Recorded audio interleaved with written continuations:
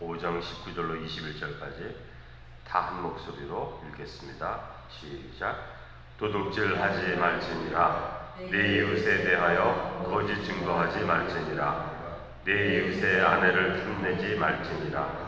내 이웃의 집이나 그의 밭이나 그의 남종이나 그의 여종이나 그의 소나 그의 나귀나 네 이웃의 모든 소유를 탐내지 말지니라. 아멘. 오늘 본문의 말씀은 10계명의 8계명부터 10계명까지의 말씀이죠. 그러면 이 계명이라는 것은 큰 원리라고 그랬습니다. 뭐 사랑하라 그러면 이게 큰 원리거든요. 언제든지 사랑하라 이제 그런 뜻인데, 이제 그 사랑의 원리를 가지고 우리의 삶 가운데 실제적으로 적용해 가야 되는 것입니다. 사랑하라 이 말씀이 굉장히 중요합니다. 헌법 같은 거죠. 10계명은 헌법같이 크게 말합니다. 그 원리를. 그런데 헌법이 있으면 법률이 있잖아요. 환경마다 처할 때마다 그 헌법을 적용하는 게 조금씩 다르거든요. 그러나 큰 정신은 헌법 사랑하라 이런 뜻입니다. 그러므로 우리가 삶에 적용할 때에 이 원리가 되는 말씀을 잘 적용해 가야 되는 것이죠. 왜냐하면 삶의 환경이 서로 다르고 그 당시 그 순간순간마다 처해 있는 상황이 다르기 때문에 그 적용이 조금씩은 달라집니다. 그러나 그 큰 원리를 따라 우리가 선택하는 법을 우리의 삶 가운데서 자꾸 적용해가고 배워갈 수 있어야 되는 것이죠. 그러나 무엇보다도 하나님을 사랑하는 마음으로 계명을 지켜야 됩니다. 이 계명이 그냥 규칙 지키는 것처럼 하는 것이 아니라 하나님을 사랑하는 마음으로 계명을 지켜야 되는 것이고, 또 이 계명의 말씀이 우리의 삶의 행복을 위해 주어진 것이다. 이걸 기억하면서 우리가 순종할 수 있어야 되는 거죠. 이 십계명의 말씀은 하나님께서 이스라엘 백성들을 구원하신 후에 시내산에서 주신 말씀인데, 이스라엘 백성들과 언약을 세우실 때 주신 첫 번째 말씀입니다. 이 십계명의 말씀이. 따라서 이 십계명의 말씀을 통해서 하나님은 이스라엘 백성들을 자기 백성 삼으시는 거예요. 그러니까 하나님을 믿는 자, 하나님의 백성, 하나님을 아버지로 부르는 자의 삶의 특징은 이 십계명을 통해서 나타나야 된다. 이렇게 말씀하시는 거죠. 그러니까 구원하신 후에 구원하신 백성에게 주신 말씀입니다. 근데 이 십계명의 중심이 무엇입니까? 하나님 사랑, 이웃 사랑이잖아요. 첫째 계명에서 네 번째 계명은 하나님과의 관계고, 다섯 번째에서 열 번째 계명은 사람과 사람 사이에서 지켜야 할 계명이지요. 그러니까 한마디로 말하면 하나님 사랑, 이웃 사랑, 그게 십계명의 중심이고, 이것이 하나님 백성의 삶의 특징으로 나타나야 되는 것입니다.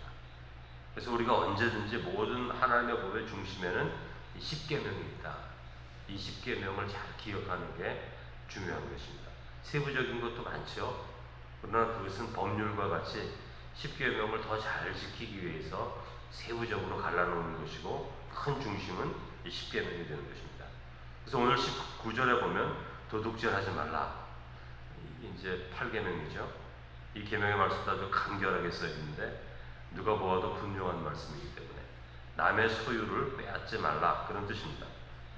여러분 이 십계명을 보면 무엇보다 행위에 중점을 둡니다. 이 십계명은 예수님은 행위에도 중요하지만 마음의 동기에 더 중요하게 여기잖아요. 간음하지 말지니라.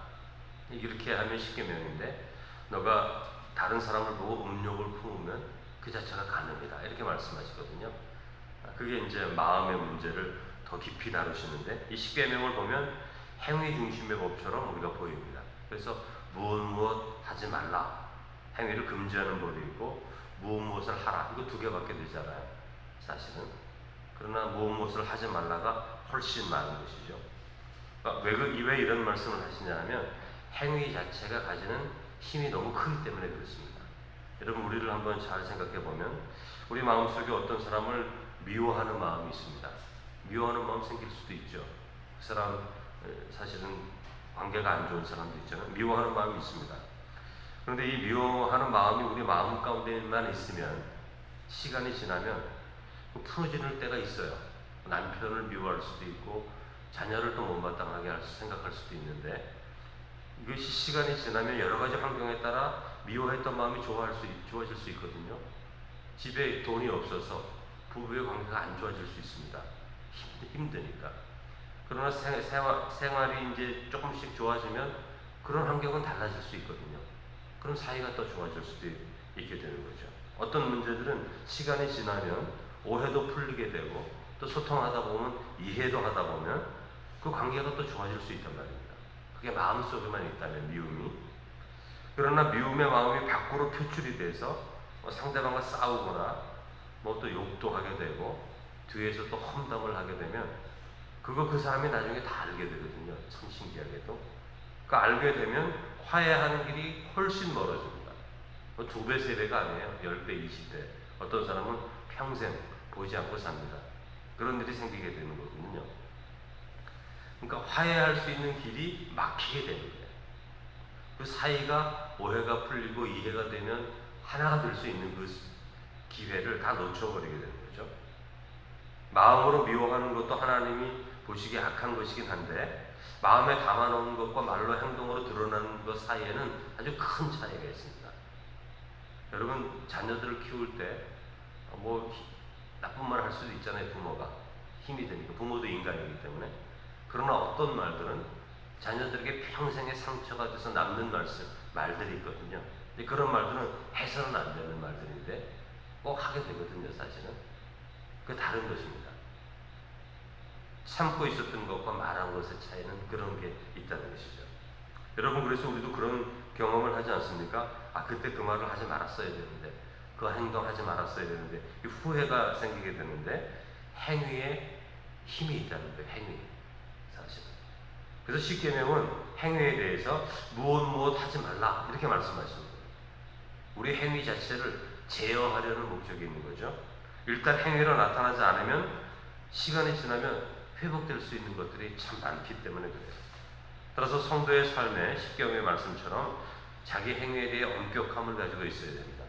하지 말아야 될 것, 하지 않는 습관을 가져야 되는 거죠. 바울 서신의 말처럼, 바울의 말처럼 덕을 세우는 삶을 살아라 이렇게 말씀합니다.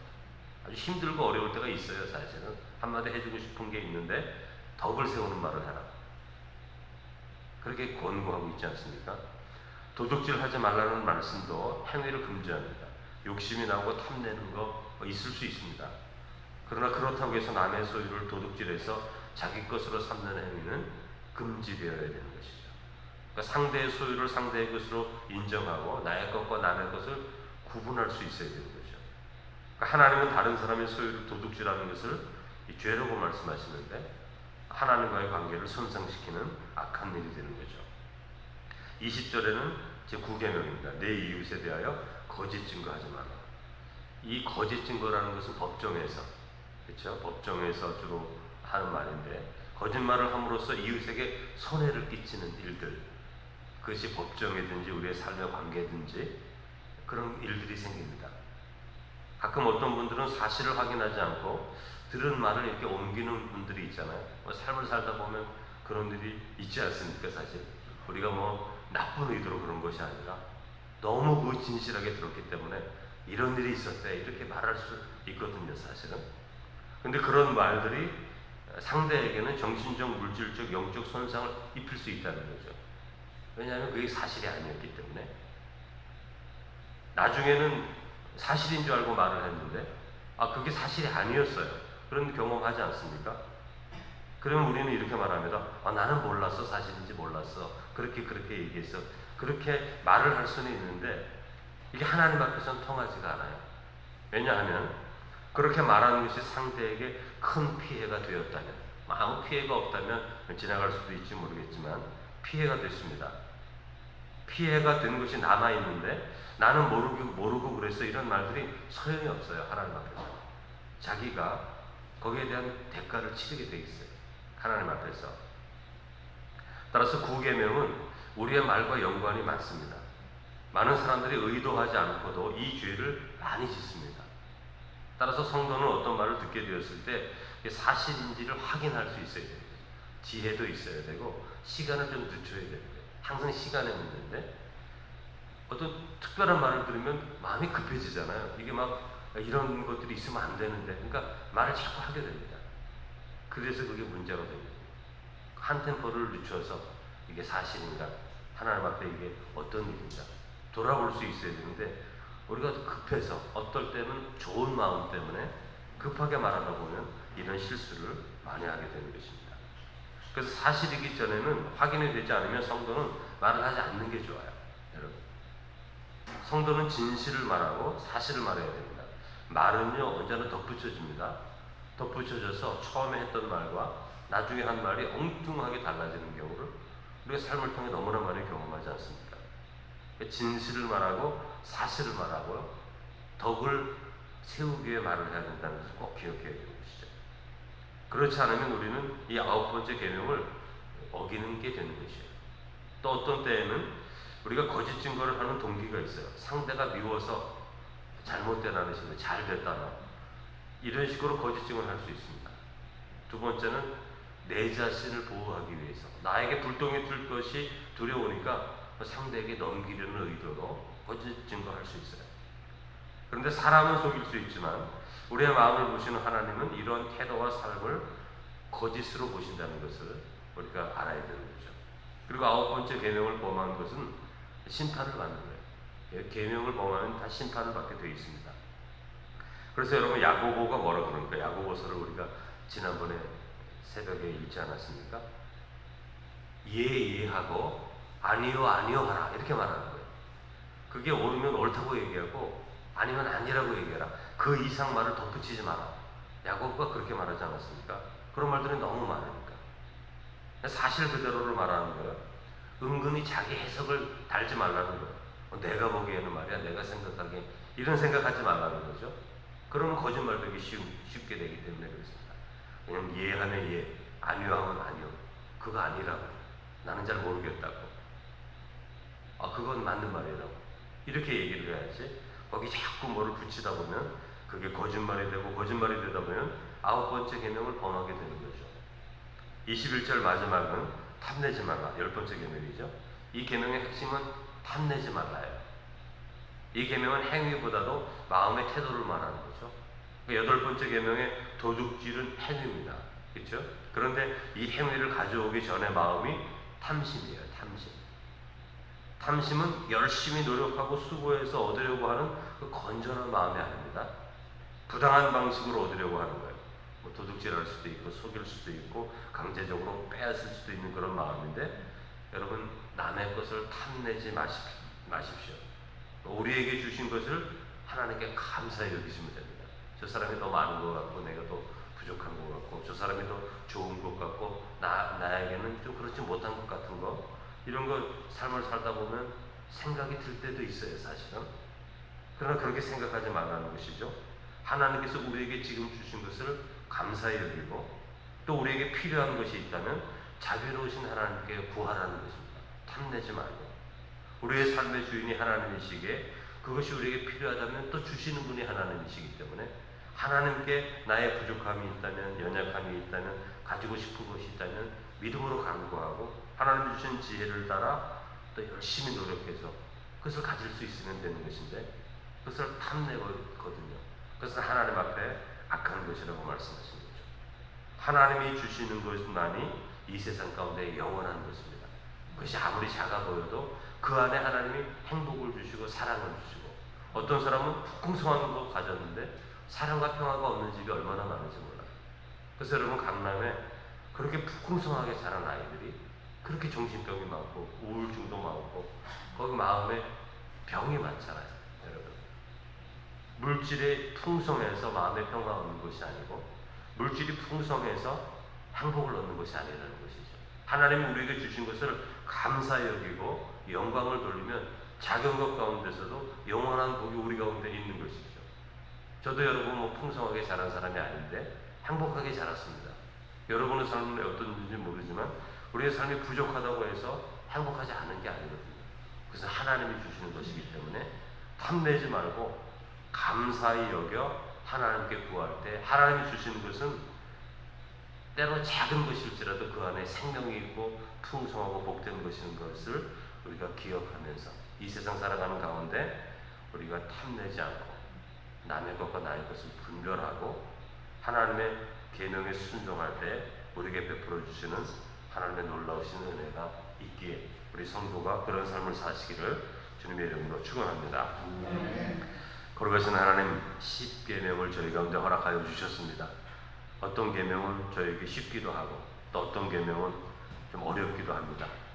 그러나 이 계명은 우리를 위하여 주신 계명이기에 힘들고 어려울지라도 하나님이 주신 말씀을 순종하기 위해 애쓰고 수고할 때, 때로는 참고 견뎌야 하고 때로는 하고 싶은 말도 하지 못할 때도 있고, 때로는 분을 내고 싶지만 분을 내지 않고 하나님 앞에 내 마음을 지켜야 할 때도 있는 영적인 싸움이 있어야 할 때가 있는데, 그 싸움을 잘 싸워 나가서 하지 말라고 하신 것 하지 않게 하시고 하라고 하신 것 기쁜 마음으로 행하여서 그 계명을 통해서 우리에게 주시고자 하시는 하나님의 참된 복을 우리가 누릴 수 있도록 은혜를 더하여 주옵소서.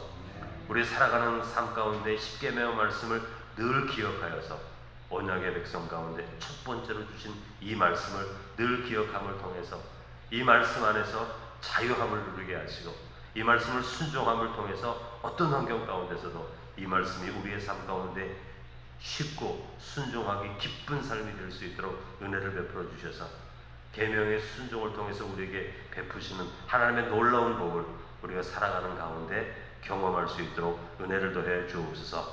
이제 추석 명절입니다. 가정마다 모이게 되고 또 어떤 분들은 제사로 인하여 마음이 근심할 수도 있고 여러 가지 많은 상황이 있지만 어디 있든지 지켜 보호하여 주시고 하나님의 계명을 순종하는 마음 가운데 하나님께서 풍성한 은혜를 더하여 주옵소서. 예수님의 이름으로 기도드립니다.